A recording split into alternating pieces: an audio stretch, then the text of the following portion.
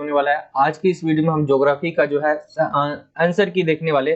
Finally आपका geography का paper हो चुका है मॉर्निंग शिफ्ट का, और इसका हम आंसर की देखने वाले हैं किस तरह से जो है आपका पेपर पूछा गया था, और साथ ही उसके आंसर्स भी हमने दे रखे। पेपर को बनाने में बहुत ज्यादा मेहनत लगी है। पेपर को पूरा अंत तक देखे किस तरह से आपको क्वेश्चंस करने थे। टाइम आपके पास जो था 2 घंटे था, ठीक है। 35 नंबर का ज्योग्राफी का पेपर होता है। सामान्य निर्देश देखे तो ज्योग्राफी का आपका जो है सैंपल पेपर नहीं दिया गया था, ठीक है। डीओई जो जारी करता है, सैंपल पेपर नहीं दिया गया था, तो उसमें आपको थोड़ा दिक्कत हो सकता था। तो ये जो क्वेश्चन पेपर था टोटल 5 जो सेक्शन था उसमें डिवाइड था। 1 से 3 तक जो प्रश्न थे लघु उत्तरीय थे, ठीक है। अति लघु उत्तरीय थे। 3 प्रश्नों के किन्हीं 3 प्रश्नों के आंसर देने थे। फिर खंड ख में चौथा जो क्वेश्चन था स्रोत आधारित था। 5वां छठा लघु उत्तरीय था। 7 से 9 दीर्घ उत्तरीय थे, और 10वां मानचित्र था। जैसा कि डीओई ने सैंपल पेपर नहीं दिया था तो भी हमने आपको बना के दे दिया था, और उसमें भी बिल्कुल सेम यही था। आप इंग्लिश में चाहे तो इंग्लिश में पढ़ सकते। डायरेक्ट हम आते हैं आंसर की पर। तो यहां से सेक्शन ए आपका स्टार्ट हो जाता है।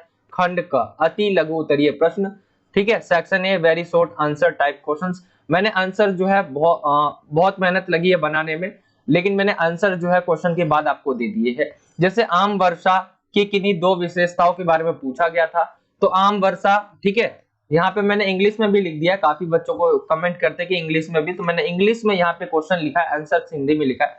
तो आम्र वर्षा आम की फसल के लिए काफी उपयोगी होती है, और संपूर्ण दक्षिणी पूर्वी एशिया तथा भारत में अप्रैल तथा मई माह में जो मानसून पूर्व वर्षा होती है, मानसून से पहले जो वर्षा होती है, उसे आम्र वर्षा कहते हैं।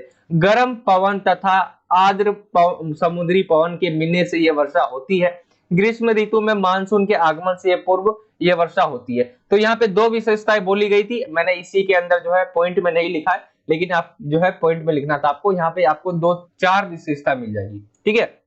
आगे आते क्वेश्चन दूसरा है, आप पूछा गया था आपसे ज्वार भाटा जो है बताना था आपको। तो मैंने कई बार आपको लिया है इंपॉर्टेंट क्वेश्चन में ज्वार भाटा। जब समुद्री जल स्तर ऊपर उठती है तो उसे ज्वार, और जब नीचे आती है तो उसे भाटा कहते हैं, ठीक है। चंद्रमा के आकर्षण शक्ति का पृथ्वी के सागरीय जल पर जो है सबसे ज्यादा प्रभाव पड़ता है। ज्वार भाटा चंद्रमा और सूर्य के पृथ्वी और गुरुत्वाकर्षण बल द्वारा खिंचाव के कारण जो है उत्पन्न होता है। तो दूसरे का आंसर कुछ इस तरह से हो जाएगा आपका। तीसरे क्वेश्चन पे आते तो तीसरा क्वेश्चन पूछा गया था अर्ध दैनिक ज्वार व दैनिक ज्वार में अंतर स्पष्ट करिए। तो देखिए इस क्वेश्चन को आप इंग्लिश में भी देखना चाहे तो देख सकते हैं। आंसर्स पे आते तो एक दिन में या 24 घंटे में या उनकी ऊंचाई पर के आधार पर विभिन्न प्रकार में वर्गीकृत किया जाता है, ठीक है। ये दो निम्न ज्वार आते हैं जो लगातार उच्च एवं निम्न ज्वार लगभग समान ऊंचाई होती है, और दैनिक ज्वार जो होता है इसमें प्रतिदिन केवल एक उच्च एक निम्न ज्वार होता है। तो यहाँ पे निम्न ज्वार और आपका अर्ध ज्वार था। आगे आते हैं अगले क्वेश्चन पे, आपका अथवा आता है, ठीक है। उपभू और अपभू में अंतर स्पष्ट करने को बोला गया था, ठीक है। तो यहाँ पे आंसर्स आपका नीचे दिया गया है, उपभू क्या है और अपभू क्या है। तो यहाँ पे उपभू देख लेते हैं हम सबसे पहले। उपभू है आपका, तो जब चंद्रमा पृथ्वी से निकटतम दूरी पर होता है तो उसे उपभू कहते हैं, ठीक है। जब निकट होता है, पास होता है, और जब दूर होता है तो उसे अपभू कहते हैं। वैसे मैंने एक्सप्लेन कर रखा है। पृथ्वी के सागर पर उसकी ज्वारोत्पादक शक्ति सर्वाधिक होती है, जिसके कारण चंद्रमा के सम्मुख स्थित सागरों में उच्च ज्वार होता है, जो सामान्यतः ज्वार से 15 से 20% अधिक ऊंचा होता है। इसे उपभू ज्वार या भूमि नीच ज्वार कहते हैं। जब कभी दीर्घ ज्वार और उपभू ज्वार एक ही समय पर आते हैं तब ज्वार की ऊंचाई सर्वाधिक होती है। तो ये आपने जाना कि उपभू ज्वार किसे कहते हैं, ठीक है। उपभू क्या है और अपभू जानते हैं यहाँ पे।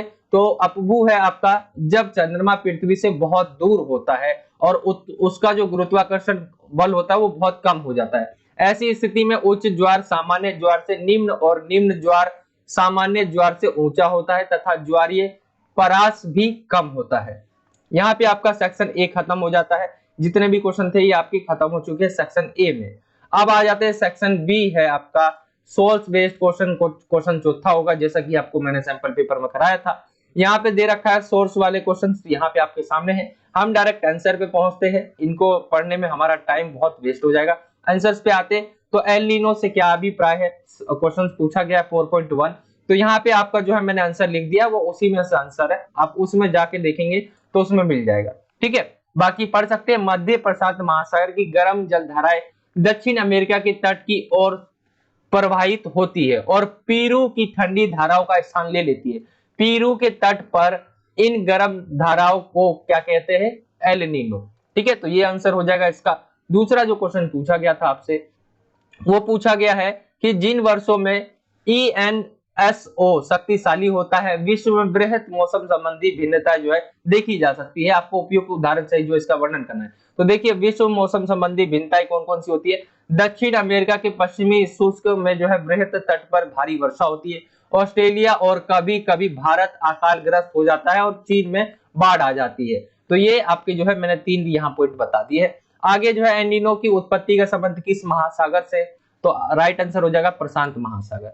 तो ये अभी आपका क्वेश्चन खत्म हो जाता है। क्वेश्चन नंबर आपका चौथा हो गया और ये सेक्शन बी भी खत्म हो जाता है आपका। इंग्लिश में भी मैंने आपका क्वेश्चन लिख रखा है, आप पढ़ना चाहे तो पढ़ सकते हैं। आंसर्स मैंने हिंदी में ही दे रखे बस।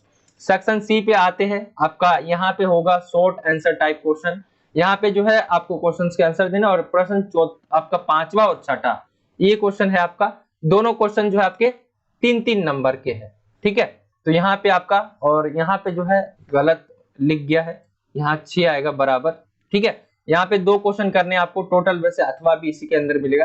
5वें क्वेश्चन पे आते हैं। तो 5वां क्वेश्चन जो है आपका, पिछले कुछ दशकों से मानवीय गतिविधियों द्वारा जो है जैव विविधता में कमी आई है, उपयुक्त 3 कारणों द्वारा जो है कथन का समर्थन करें। अब देखिए, मैं आपको बता नहीं रहा हूं कि ये क्वेश्चन मैंने करा रखा है। ठीक है, लेकिन जो भी अभी तक क्वेश्चन गए हैं उसमें से ज्यादातर आपकी मैंने करा रखे हैं। ठीक है, जैसे ये वाला क्वेश्चन भी हो गया। तो मैंने क्वेश्चन लगभग जो आपके 80% क्वेश्चंस वो है जो आपको कराए हुए थे। ठीक है, तो ये आपको ध्यान रखना है, वहां से आपको करवा दिए गए थे। मैं आंसर्स भी आपको बता दे रहा हूं ताकि बच्चों को आंसर्स पता चल जाए, जिन बच्चों ने नहीं देखा होगा वो वीडियो। तो इसमें बोला गया है कि मानवीय ऐसे कौन से कारण थे, रीजन है, जिसके द्वारा जो है जैव विविधता है उसके अंदर कमी देखने को मिली है। तो जैव विविधता आंसर देख लेते हैं हम। जैव विविधता में हार्स के विभिन्न प्राकृतिक और आकस्मिक कारण है, लेकिन मानवीय हस्तक्षेप ही जैव विविधता का सबसे बड़ा एक प्रमुख कारण है। अब मानवीय कारक कौन कौन से हैं? मानवीय कारक पूछ रहे तो इसमें वन्य जीवों का अवैध शिकार आ जाएगा, अति मत्स्य आ जाएगा, समुद्री संसाधनों का दोहन हो जाएगा। ठीक है, आगे और पॉइंट देख लेते हैं इसका। औद्योगिक व्यापारिक उत्पादन हो जाएगा, औद्योगिक नगरीय पर्यावरण प्रदूषण और कृषि की जो नवीन तकनीक है, नई तकनीक है, आदि से ज्यादा क्या संकट जो है उत्पन्न कर रही है। तो ये आप इसके अंदर लिख सकते हो पॉइंट, मैंने यहाँ पे लिख दिया आपके लिए। ये आंसर आपको लिखना था। आगे आते हैं, क्वेश्चन 6 है आपका। ये क्वेश्चन भी जो है बहुत ज्यादा मतलब इंपॉर्टेंट था पहले से ही, और ये आपका आ भी गया है। शीत ऋतु में जो उत्तरी भारत में अधिक ठंड पड़ने के कौन से कारण थे, आपको बताना है उदाहरण सही। आंसर्स पे आते हैं। तो यहाँ पे बोला गया उत्तरी जो भारत में जो है, उत्तरी भारत में अधिक ठंड पड़ने के मुख्य कारण क्या है। तो यहाँ पे मैंने लिखा नहीं है, यहाँ उत्तरी लिख देना था। ठीक है, उत्तरी भारत में अधिक ठंड पड़ने से मुख्य 3 कारण। तो सबसे पहला हो जाएगा आपका पंजाब, हरियाणा और राजस्थान जैसे राज्य समुद्र के समकारी प्रभाव से दूर होने के कारण महाद्वीपीय जलवायु का अनुभव करते हैं। ठीक है, दूसरा हो जाएगा निकटवर्ती हिमालय की श्रेणियों में हिमपात के कारण जो है शीतलहर की स्थिति उत्पन्न हो जाती है और फरवरी के आसपास केवचन सागर और तुर्कमेनिस्तान की ठंडी पवनें उत्तरी भारत में शीतलहर कर देती है। देश के उत्तर पश्चिम भागों में पाला व कोहरा भी पड़ता है। ठीक है, नेक्स्ट क्वेश्चन पे आते हैं। इसी के अथवे में जो आपका क्वेश्चन दिया हुआ है। ठीक है, क्वेश्चन इसी का अथवे में दिया हुआ है। भूमंडलीय तापमान के लिए मानवीय क्रियाएं महत्वपूर्ण उत्तरदायी कारक है। कथन की परख करनी है आपको, आंसर आपको बताना है कि किस प्रकार जो है कौन सी मानवीय क्रिया है जिससे भूमंडलीय तापमान हुई है। ठीक है, तो यहाँ पे आपको जो है आंसर यहाँ नीचे आपको दिख जाएगा। यहाँ पे आंसर है, पहले हम भूमिका टाइप बना लेते हैं एक बार। ग्रीन हाउस प्रभाव से विश्व के तापमान में वृद्धि हो रही है, जिसे भूमंडलीय तापन या ऊष्मन कहते हैं। भूमंडलीय ऊष्मन वायुमंडल की में ग्रीन हाउस गैसों की मात्रा में क्या वृद्धि होने के कारण होता है, और भूमंडलीय तापन के लिए निम्नलिखित जो है इसके प्रभाव नहीं, इसके रीजन है। ठीक है, तो देख लेते हैं कौन कौन से रीजन है। यहाँ पे भूमंडलीय तापमान में मानवीय के बारे में हमें बताना है, मानवीय क्रियाकलाप कौन से है। तो भूमंडलीय तापन वैश्विक तापन का प्रमुख कारण मानवीय गतिविधियों के कारण वातावरण में ग्रीन हाउस गैसों की मात्रा में वृद्धि होना है। जैसे ग्रीन हाउस गैसों में मुख्य रूप से कार्बन डाइऑक्साइड, CO2 हो जाता है, मीथेन हो जाता है, नाइट्रस ऑक्साइड, ठीक है, ओजोन, क्लोरोफ्लोरोकार्बन आदि गैसें शामिल होती है, जैसा आपको पता है, ठीक है। किसी भी ग्रीन हाउस गैसों का प्रभाव वातावरण में उसकी मात्रा में वृद्धि हुई वृद्धि वातावरण में उसके रहने की अवधि और उसके द्वारा अवशोषित विकिरण के तरंग दैर्ध्य पर निर्भर करता है। ग्रीन हाउस गैसों में कार्बन डाइऑक्साइड वातावरण में सर्वाधिक मात्रा में उपस्थित है। ग्रीन हाउस गैसों के उत्सर्जन मुख्यतः जीवाश्म ईंधनों के दहन, ठीक है, एक पॉइंट। दूसरा हो गया उद्योगों से, मोटर वाहन, धान के खेत हो गए आपके, पशुओं की चराई हो गई, फ्रिज हो गए आपके, ठीक है, एयर कंडीशनर, ये सारी चीजें जो है, रेफ्रिजरेटर, इन चीजों से जो है आपका जो है मेन होता है जो ग्रीन हाउस जो गैसें है उसमें जो है वृद्धि हो रही है, ठीक है। तो इस रीजन जो है भूमंडलीय तापन होता है और ये हमारे लिए बहुत ही खराब होता है, मतलब हमारे पर्यावरण के लिए बहुत ही खराब होता है भूमंडलीय तापन। तो ये इसका राइट आंसर हो जाएगा। आई होप कि आपको समझ आ गया होगा। ये था आपका जो है इसका आंसर, भूमंडलीय तापन के लिए मानवीय क्रियाएं महत्वपूर्ण उत्तरदायी कारक है। चलते हैं अगले क्वेश्चन की तरफ। तो 7वें क्वेश्चन पे आते हैं। 7वां क्वेश्चन है आपका, पृथ्वी की सतह पर जो है सूर्य ताप में भिन्नता के लिए उत्तरदायी कारकों को स्पष्ट करना है। तो पृथ्वी की सतह पर सूर्य ताप में भिन्नता के लिए उत्तरदायी कारक कौन कौन से? तो यहाँ पे आ जाएगा आपका राइट आंसर, यहाँ पे मैंने पॉइंट लिख दिए। पृथ्वी का अपने अक्ष पर घूमना, सूर्य की किरणों का नति कोण, ठीक है, वायुमंडल की पारदर्शिता और स्थल विन्यास। तो यहाँ पे ये पॉइंट आपको एक्सप्लेन करने थे इस क्वेश्चन में। आगे आते हैं हम अगले क्वेश्चन पे। क्वेश्चन नंबर आपका 8वां है। क्वेश्चन नंबर 8वां है, मृदा अपरदन के लिए मानवीय गतिविधियां भी काफी हद तक उत्तरदायी है, कथन का मूल्यांकन करना है। तो देखिए इसके राइट आंसर हो जाएंगे आपके, प्राकृतिक तथा मानवीय कारणों से मृदा का आवरण का नष्ट होना मृदा अपरदन कहलाता है। सबसे पहले हमने मृदा अपरदन बता दिया। अब मानवीय क्या क्या कारण है जिससे मृदा अपरदन होता है? तो वनोन्मूलन, मतलब वनों की ज्यादा कटाई हो रही है, अति सिंचाई हो रही है, रासायनिक उर्वरकों का अधिक प्रयोग हो रहा है, मानव द्वारा निर्माण कार्य एवं दोषपूर्ण कृषि पद्धति और अनियंत्रित चराई, ये रीजन थे जिसकी वजह से जो है जो मृदा अपरदन है वो हो रहा है, और ये मानवीय कारण थे, आपसे जो पूछा गया मानवीय कारण। आगे आते हैं हम अगले क्वेश्चन पे। इसी में जो है अथवा बोला गया था, काली मृदा की मुख्य विशेषताओं का वर्णन करना था आपको। तो काली मृदा जो है यहाँ पे है, काली मृदा की विशेषता कुछ इस तरह से है, इसका निर्माण जो है ज्वालामुखी क्रियाओं से प्राप्त जो लावा होता है उससे होता है। इसे रेगड़ मिट्टी भी कहते हैं। यह एक उपजाऊ मृदा होती है। इसमें क्या होता है, कपास की खेती होती है, इसलिए इसे काली मृदा अथवा कपास मृदा भी कहते हैं। आगे आते हैं हम अगले पॉइंट पे। इसी में अगला पॉइंट है, इसमें क्या है, चूना, लोहा, मैग्नीशियम तथा एल्यूमिनियम आएगा यहाँ पर, जैसे तत्व अधिक पाए जाते हैं तथा फास्फोरस, नाइट्रोजन जैसे तत्वों की जो है कमी है, जैव तत्वों की कमी है। तो यहाँ पे ये आप इसका लिख देंगे, काली मृदा की कुछ विशेषता इस तरह से थी। अब आगे आते हैं हम, क्वेश्चन था आपका, वनों के संरक्षण हेतु भारत सरकार द्वारा लागू वन नीति के प्रमुख उद्देश्य आपको बताने। तो सबसे पहले मैं आपको जो है भारत सरकार ने क्या किया है वनों के बारे में देख लेते हैं। स्वतंत्रता जब हमारी आजादी हो गई उसके बाद भारत में पहली बार जो वन नीति 1952 में लागू की गई थी, ठीक है, और सन 1988 में नई राष्ट्रीय वन नीति लाई गई, और ये किस लिए थी, वनों के क्षेत्रफल में हो रही कमी को रोकने के लिए बनाई गई थी। अब इसके उद्देश्य क्या थे? तो यहाँ पे उद्देश्य लिखे हुए, इस नीति के जो है प्रमुख उद्देश्य थे, जैसे देश के जो है 33% भाग पर जो है वन लगाना। दूसरा है पर्यावरण संतुलन बनाए रखना तथा पारिस्थितिक असंतुलित क्षेत्रों में वन लगाना।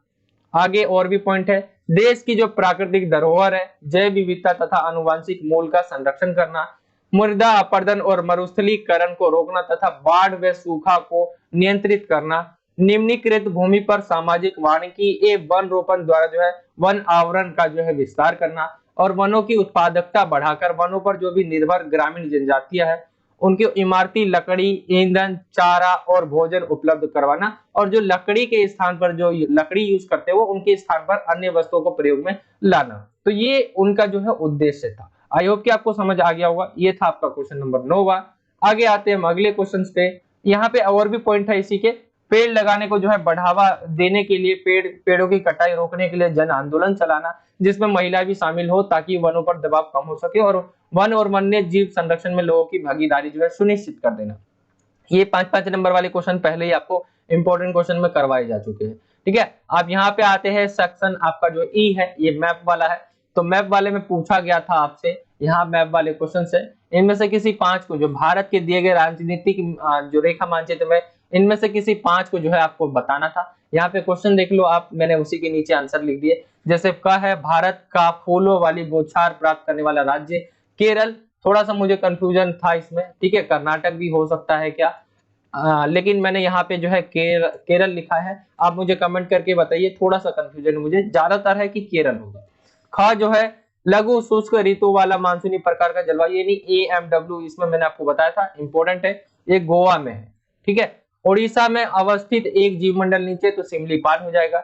आंध्र प्रदेश में स्थित वेलांचली वन क्षेत्र, तो देखिए हम अगर मैं आपको बताऊं तो यहाँ पे जो है बुक में भी मैंने देखा, तो यहाँ पे अभी तक मुझे कंफर्म पता नहीं चला है, लेकिन हम जब मैप देखते हैं, ठीक है, मैप देखते तो वहां पे जो है कुछ भाग है, जैसा कि मैं आपको यहाँ दिखा देता हूँ। यहाँ पे गूगल मैप पे हम जाते हैं तो ये वाला जो भाग है ये आपका, ये वाला, ठीक है, यहाँ पे आपको दिख रहा होगा ये वाला भाग, आपको एरो दिख रहा हो ना दिख रहा हो, यहाँ पे एरो शो नहीं हो पा रहा होगा क्या पता।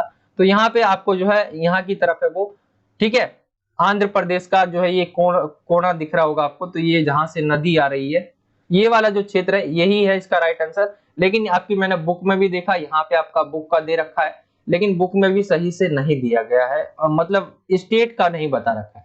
ठीक है, तो यहाँ पे थोड़ा कंफ्यूजन है। बाकी आगे आते हैं तो पूछा गया काली मृदा का प्रमुख क्षेत्र, तो दक्कन का पठार, गुजरात, आंध्र प्रदेश और तमिलनाडु जैसे, और दक्षिण भारत का क्षेत्र जो दक्षिण पश्चिमी मानसून में वर्षा प्राप्त नहीं करता, तमिलनाडु राइट आंसर हो जाएगा।